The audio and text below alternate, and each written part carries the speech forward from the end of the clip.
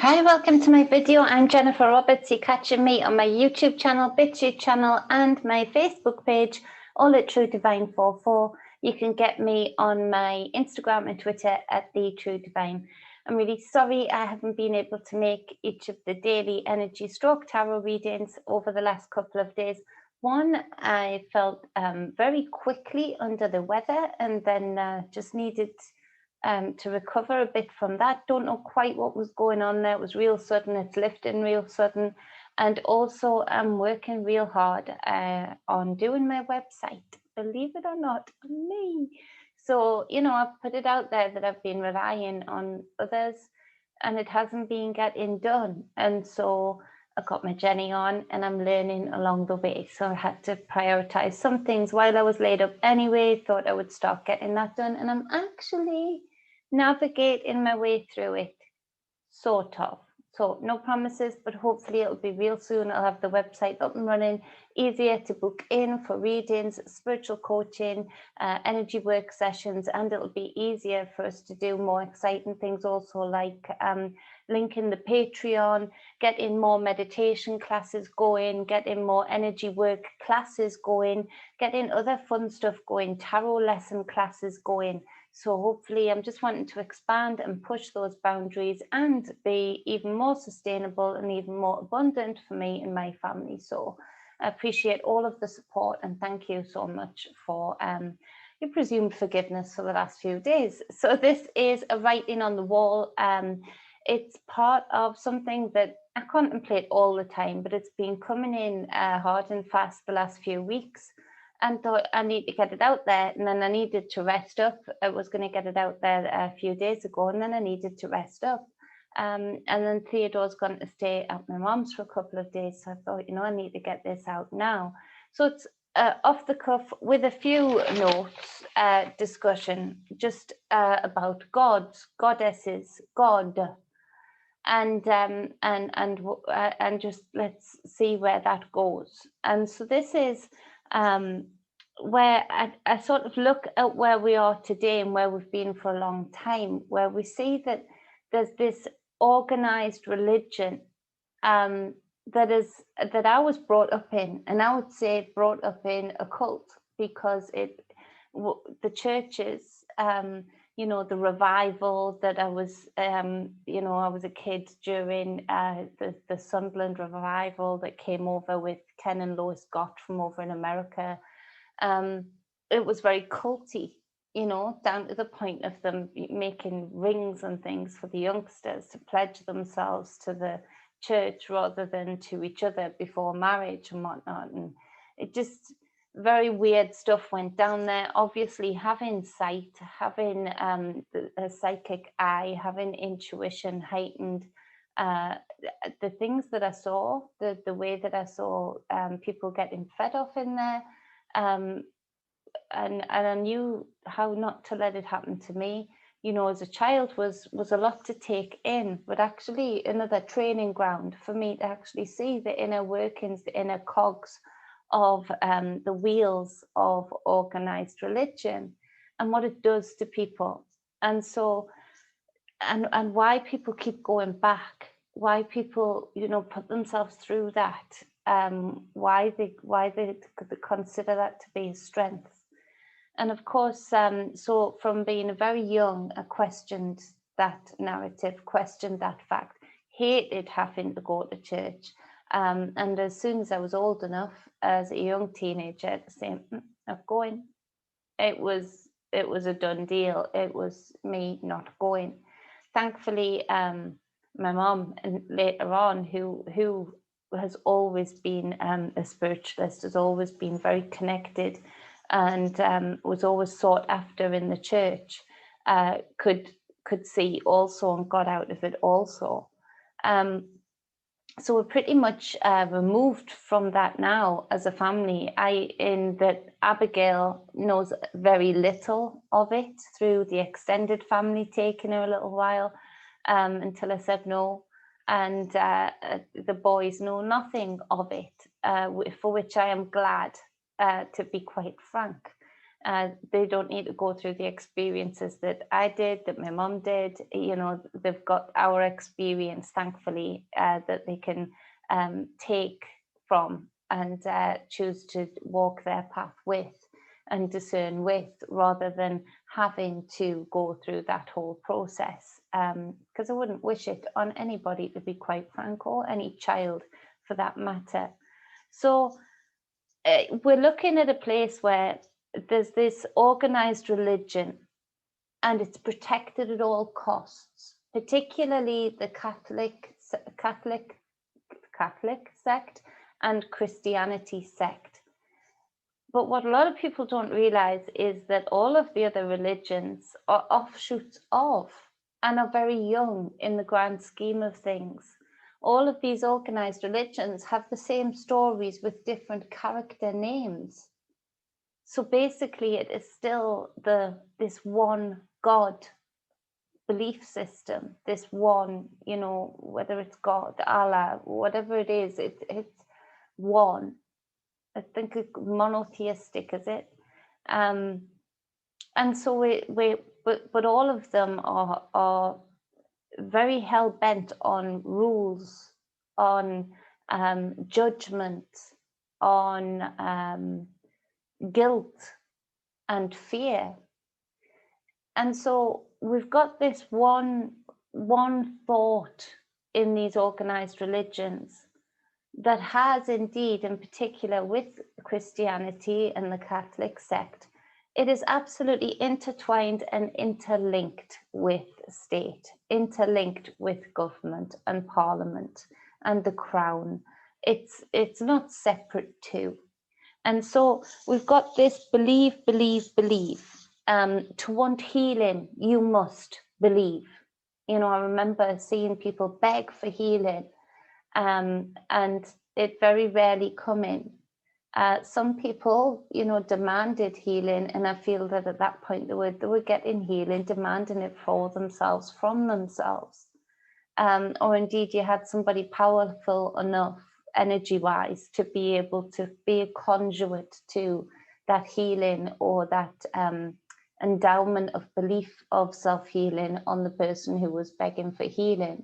But on the most part, you're begging for healing, you know, please heal such and such, you know, rather than what I do now, you know, friend needs healing, I send that healing from me, sourced from me being the conduit to that friend, full stop.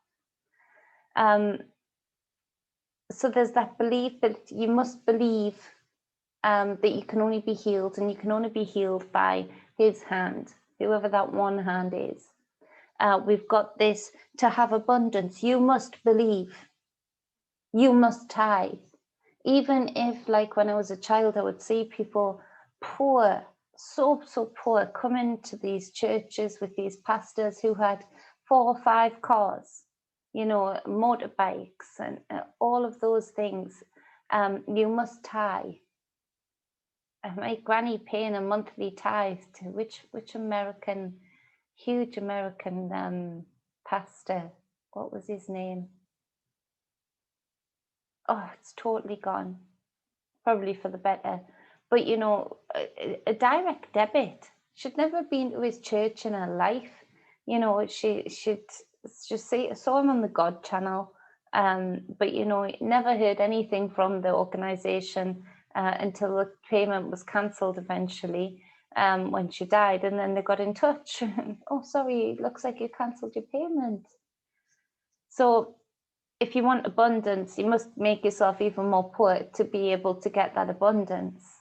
And where there's the truth and the lie in that you know, to cling on to what you feel, what little you've got, and not be in flow, then you are going to stay in lack, in little.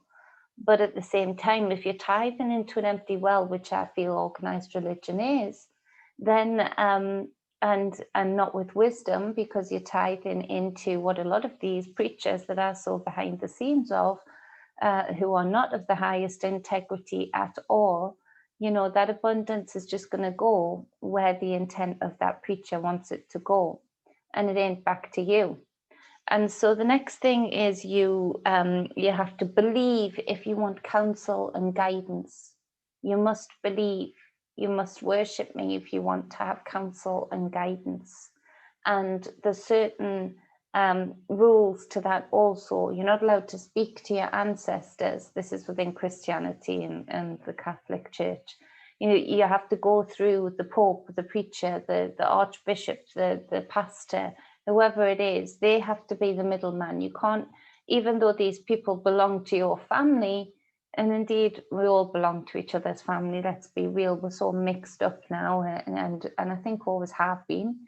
That you have to go to them. You can't be in direct communication. So again, you have to be in reverence to this physical person, this physical man, before you can get this counsel and this guidance. To be protected, you must believe. Okay?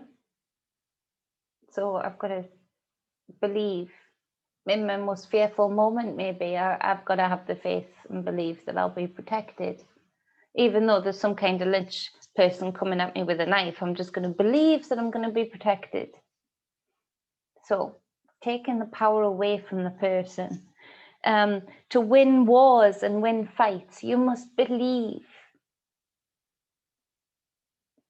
Really? To be telling the truth in a court, you must put your hand on the Bible and swear to that, because nobody's going to lie if you put your hand to that and swear, even though we know people who have been in higher positions of churches, such as I'm speaking, putting their hands on Bibles or saying, no, I can't, because that's my holy Bible. Well, what's the difference if you're not going to lie? But, so they say that things are separate, but they're using things like the Bible to bring a president in. They're using things like the Bible with the crown. They're in bed. They're not just having threesomes, they're having many sums, all of them. They're all interlinked, these streams of power that come from this. You must believe the one. And so we have, if you want clarity, you must just believe that you're going to get that clarity. And so we've got this one God in the Catholic and Christian and many other sects. But we know that we had a wide array of gods and goddesses, depending on where you are from. Indeed, if you want to look at the Viking history, the Viking saga, in that they absolutely knew their gods and goddesses. But even depending on where they were living, even if it wasn't that far apart, they would have maybe more prominence of some gods and goddesses rather than another, because of the reflection of that god and goddess in that land, and vice versa. There was a real wide array of choice, and not just in Viking, but in many societies, there was this wide array of gods and goddesses that represented all of the various aspects of living. And when you think about it, that makes a lot more sense. Look how widely varied we are as people, as individuals, that we have such differences, we have such individualisms, which is so important to our power source, our own internal power sources, to recognize our individualism and exalt it. And so you would have this wide variety of gods and goddesses that would absolutely reflect and be reflected in the essence of the nature that was around you, that you were living around. And so, but we come to today where, since the church came in, and it came in not because it immediately resonated with people, not because it immediately got people going, and they felt closer to their own source and closer to source itself, not because it brought magical gifts with it, but it was brought in with terror. It was brought in with takeover. It was brought in with massacre, rape, and murder. And so it was brought in with fear, and it still leads with fear today. And so a lot of these people who were resistant to this one God, how can everything be represented in one God? And we can't just speak to that God directly. We have to come through you. And this God wants to be paid, like paid. So it didn't resonate with people. It was brought in through fear and through killing, through murder. And it continues to live in that legacy today. It continues to go along that same narrative today. And so you see people that they were the ones who there was this must that came in with this one God theory. You must do all of the things that I mentioned before, rather than and you must atone for sin. And again, going back to Viking roots, sin wasn't a thing. Sin did not compute. It didn't resonate. It didn't make sense. Life was life. And that life experience was your saga, was your story, was your poem. And all of the various details and windy roads and bends and turnarounds and backtracks that made up that whole saga was important. The variety was important. And, you know, where you maybe did something that you regretted, it wasn't, you know, unless somebody killed you for it, it wasn't not to be come back from. It wasn't to haul yourself over the coals for the rest of your life. It wasn't to feel immense guilt for the rest of your life. And so we've got this this perception of all of a sudden the musts, whereas before, not just in Viking, but in many of the people's natures, just like nature moves and flows and changes, so did the god and goddess energy. And so, but where have those gods and goddesses gone? You know, they're not spoken about on the mainstream, yet God is. They're not spoken about en masse in places like churches, but God is. Through the perception, through the initial fear that controlled the perception, the people then had to go into that must of survival, of doing all of those musts, generation after generation. The perception of the gods and goddesses of their people is lost. It's gone. And so it shows to me that there is something in the fact that just like we manifest our reality through our thoughts, our words, and our deeds, when these powerful essences of these gods and goddesses are not apparent in our perception in this realm, they all but disappear. They're not there anymore. And so we find ourselves losing more and more variety along the way, the more this one God doctrine was adopted. Not through want, I feel, but through fear and through war, through murder. And so we see that we've got here that the infiltration of the minds of this one God doctrine absolutely put a veil over the perception and the eyes of people generation after generation, to the point where the gods and goddesses of their ancestors are all but gone. And with that, we became more detached, I feel, to the nature around us. What's worse is, particularly in the Viking culture, there was very little written down. The sagas were told word of mouth. They were told through song, through poetry.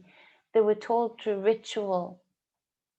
And so with this one God doctrine that came in with the Catholic and Christian, well, Catholic Church, they were writing things down. They were documenting things.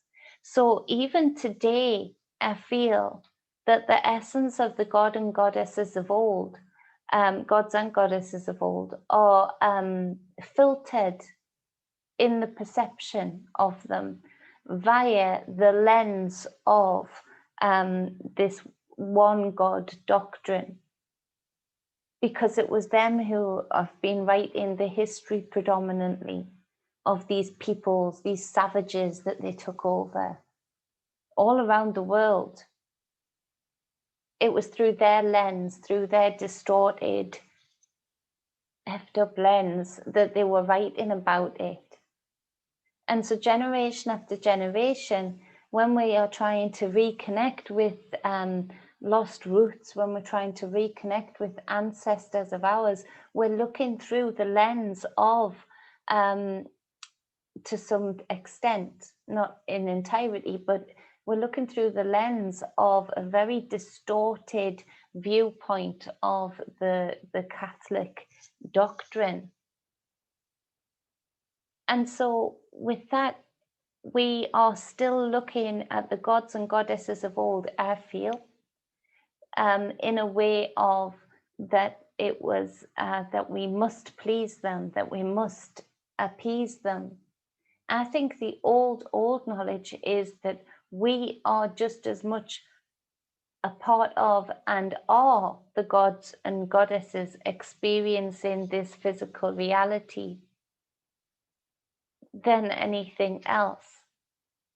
And I think that how I feel when I have reflection back is that we knew that we could draw upon the essence of a god or goddess, depending on where we were in nature, what need we had, what we were requiring, what we were wanting to achieve, what we were wanting to do, what we were wanting to feel.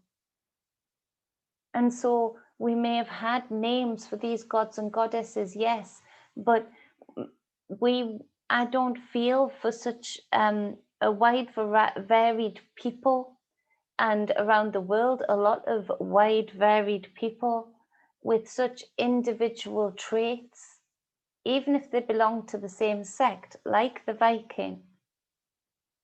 Different Viking tribes, tribes had very different cultures to each other, depending on where they settled, depending on who was leading, depending on how the community was set up.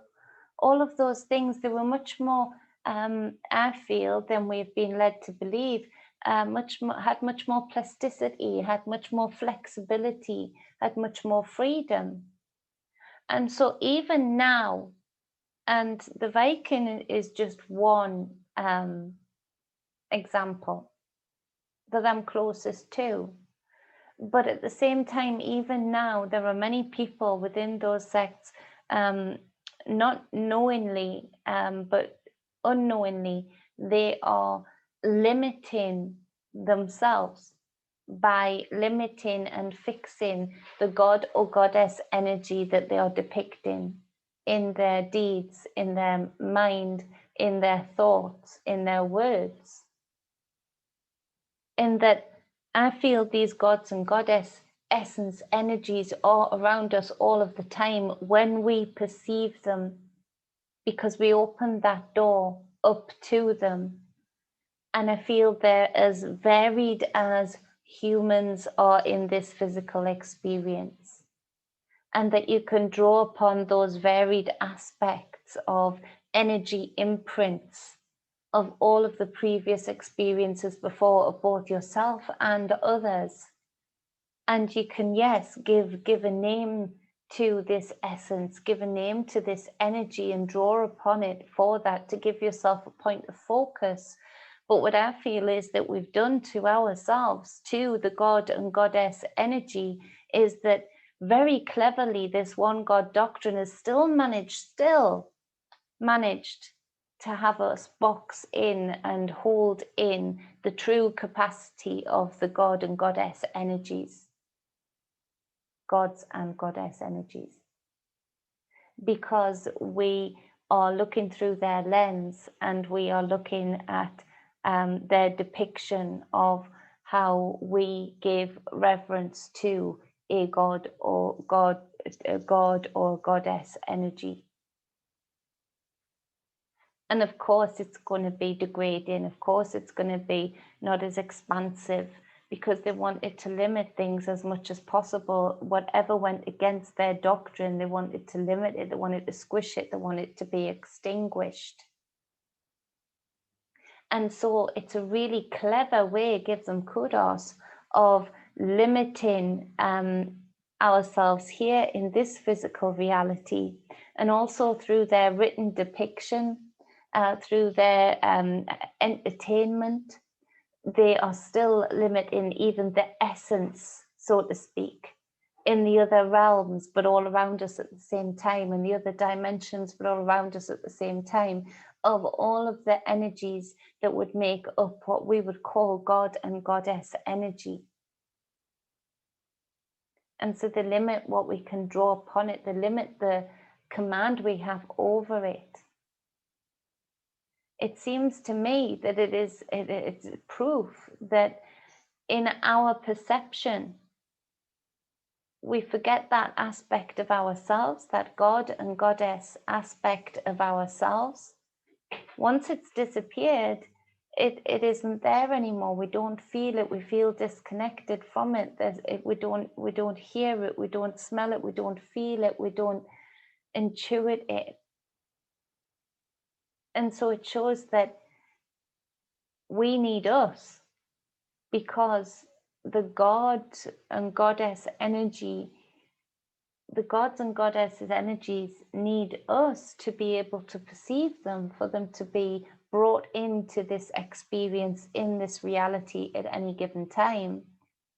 And vice versa, we need to have the permission and the freedom to draw upon those energies that are ours to draw upon, because we can look outside of the box that we've been given to look at them through and draw upon them fully without limitation. I want to tell you that I heard shouting when I was in a meditation, and it was, I am not just that. I am not just that. I am not just this name. I am not just this name. This name is me, and this name is me. They're all me. And I knew it was an essence of a goddess energy that was so powerful, that was so beautiful. And at the same time, I could hear it like an echo chamber in me too. I knew that somehow I am a part of that energy. I am that energy, and that energy is me. And it was a screaming out to each other to say, we are not just this. We are not just that. We are everywhere, in every rock, in every person, in every animal, in every sea, in every land, in every bird, in every fish. We've fallen into a trap, even those that are outside of this one God doctrine.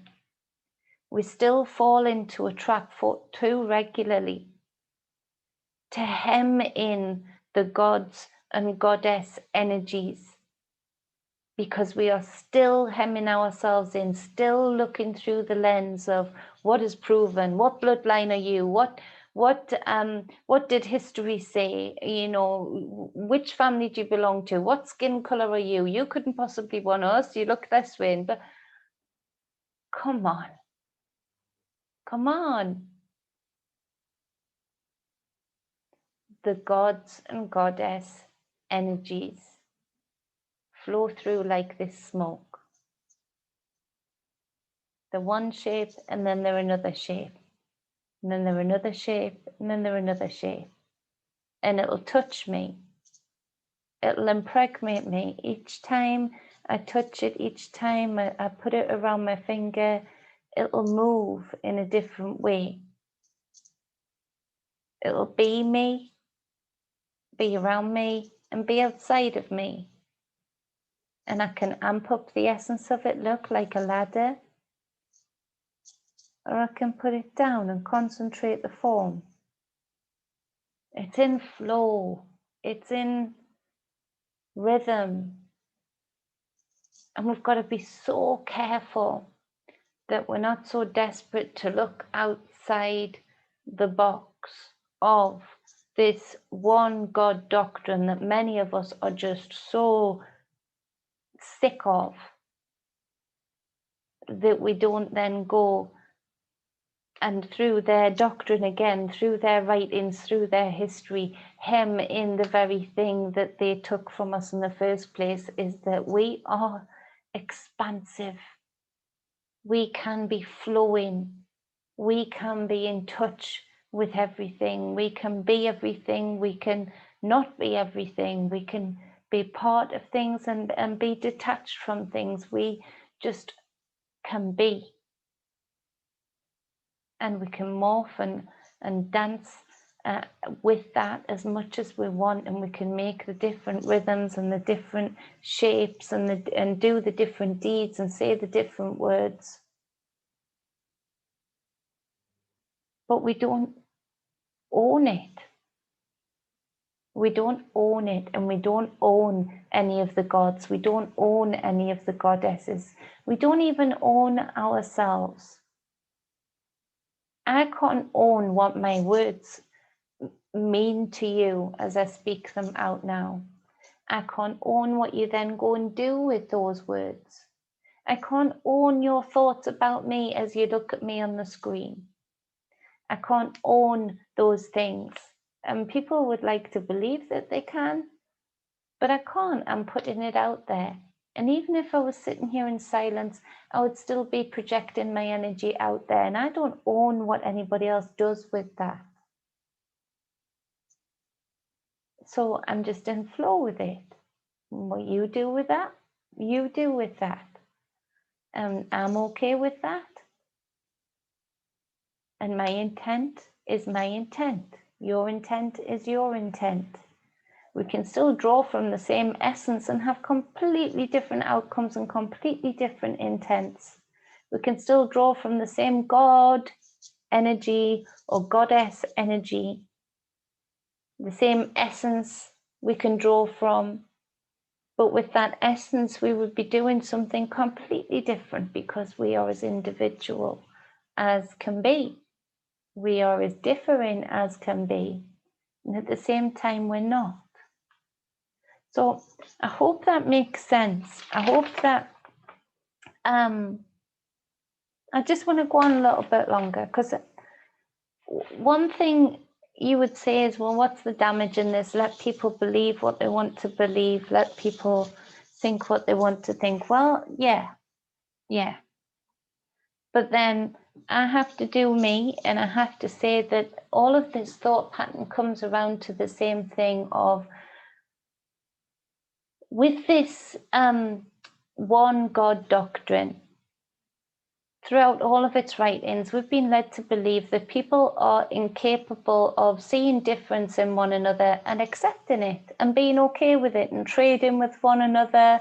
And yeah, of course, you know, fighting, but, you know, on the whole, trading, loving, sharing with one another. With this one God doctrine, it was much more easy to program the masses to still put up with the royal family in the UK, to still have the the need for one royal family. The crown, that crown represents more than that family. That crown is the one God system.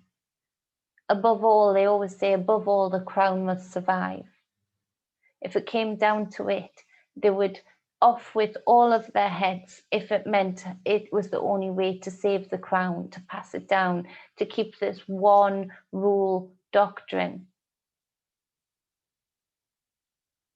This, you know, New World Order stuff isn't new. We're just further down the line. We're just generations further down the line.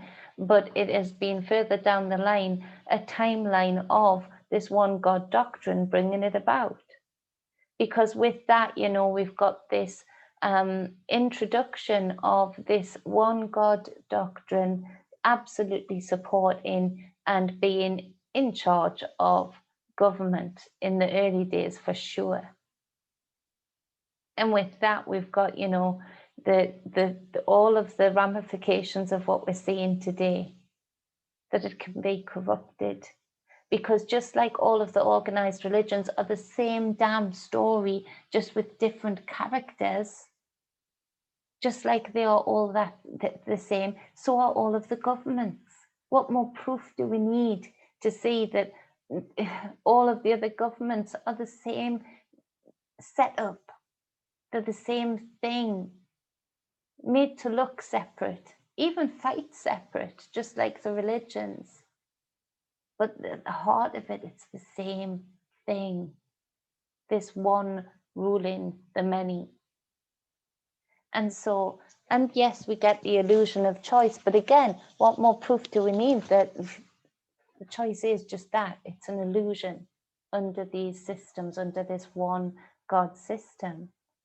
And so this lust for power has also created, you know, the fact that we even see the Pope making announcements, opening up old churches that hardly anybody goes in or gets to go in for, you know, the shots. What? Giving reprieving, saying it's okay, that this would be the godly thing to do, to go and get, you know, shot. Pardon? It is being there to program us into accepting one power, one God power, and to take us further and further away from the variety of power sources that we had before these people, these things, these organizations hijacked our very varied and individualistic, depending on where we were, the culture, the people we were, who we were living with, existence that we had. And so, yes, it is dangerous. And yes, they are not what they seem. And yes, if you are still supporting, you know, this kind of one God system, this one God process, then I don't know what to say to you. I don't know what to say. You know, just look at where we are today and see how much of an impact that this one God system and this absolute non-recognition of the fact that we are gods and goddesses, that we are born of those essences, and we have the capacity to revive the variety of gods and goddesses around us and feel them with such strength, feel those energies with such strength, just by releasing ourselves from the perception of this one God rule, that we could really be in our full power, in our full source energy in this physical experience, and just think of what we could get done, of how different this reality would look. So I don't know if I covered everything the way that I wanted to, as far as the way it came out through meditation and whatnot. But I covered enough, and I can always come back to it. And whatever's been said here, I hope it, well, I know it'll reach the right ears and it'll reach the right minds at the right time. And then the next time I say it again and bring it up again, because this is something I go over all of the time, it'll be slightly different and varied and individualistic, and it'll reach a different people altogether. But I just want you to appreciate who you really are and just how much has been taken away from you just through shifting your perception. Through shifting of perception, they've absolutely eliminated aspects that were daily living, breathing aspects of our lives. These gods and goddess energies, that they were apparent in our everyday lives, in our surroundings, within others around us. And to not fall into the trap of boxing them in with an indoctrinated slant still. So I appreciate you all listening. I love you all very much. And I'll be back on track with the daily energy reading, which I'm going to do real soon, and some more videos for the writing on the wall. Thank you to the new subscribers, because I finally hit 300. And so I appreciate you all for doing that and sharing the work that I do. So much love, stay balanced, and most of all, stay whole. And recognize who you are. Remember who you are. Know who you are. Don't look outside of self. Look right within you. Whether you think you're looking at any given moment in any given day, the shadow side of you, which is actually the good side, because that's the middle point, that's the balance point of where the dark and the light are hitting together. So when you shadow self, you're taking in both aspects, what you would say is your dark side and your light side. That could be your misdeeds, your good deeds. That could be your yin and your yang. It's all about perception and how you're looking at it at any given moment. But either way, look at it through the lens of you being the true essence of God, of Goddess, in whatever form that and shape that takes in that given moment, whatever essence you need to draw on. It's yours, it's in the bank. You've been putting it in the bank the whole time, through every experience, through every breath, through every moment that you've been here and beyond. It's your essence to draw on. It was stolen away through a hijack of the perception, a hijack of the mind, but it is yours to have. Mwah.